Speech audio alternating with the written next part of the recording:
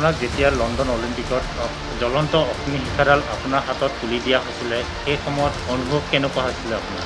সঁচা ক'বলৈ গ'লে সেইটো সময়ত মই যেতিয়া সেই টৰ্চটো লৈ আমাক এদিনৰ আগতে 1-2 ঘণ্টাৰ আগতে আৰু এদিনৰ আগতে মানে হেৰি কৰিছিলে, মানে টৰ্চটো লৈ কেনেকৈ ধৰিব লাগে হেৰি কৰিব লাগে শিকাই দিছিলে। সেইটো সময়ত মই এটা হাতত সঁচাকৈ ধৰিব নোৱাৰিছিলোঁ, দাঙিব নোৱাৰিছিলোঁ।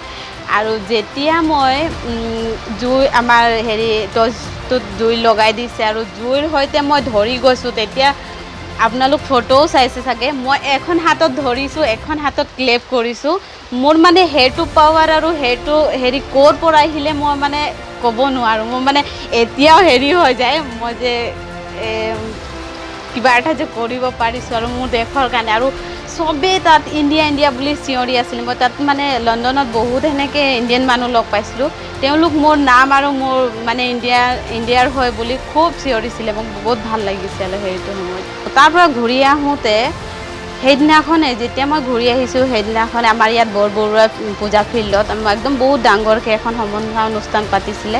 তাতে মোক বহুত মানুহ বৰবৰুৱাৰ আৰু বহুতো মানে দল সংগঠনৰ মানুহ আহিছিলে আৰু বিশেষকৈ আমাৰ ছাত্ৰ সন্থাৰ ল'ৰা আছিলে। তেওঁলোকে মোক হেৰি কৰিছে, সম্বৰ্ধনা জনাইছে আৰু বহুত ডাঙৰকৈ পাতিছিলে।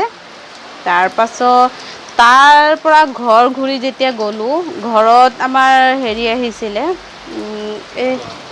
পৱন সিং ঘাটৰ তেওঁ আহিছে। তেওঁ আহি কৈছিলে, খালি তুমি পঢ়াচোন, পঢ়াটো কমপ্লিট কৰা, মেট্ৰিকটো ভালকৈ দিয়া, তোমাৰ কাৰণে আমি চাকৰি দিম বুলি কৈছিলে। খালি 5 বছৰ সৰ্বানন্দ সোণোৱালে অসমত চৰকাৰ চলালে, তেওঁ প্ৰথম আপোনাক সম্বৰ্ধনা জনাইছিলে। তেওঁৰ পৰা কিবা সুবিধা পাইছিলে নেকি আপুনি? মই চৰকাৰৰ তেওঁ আপোনাক খবৰ লৈছিলে নেকি?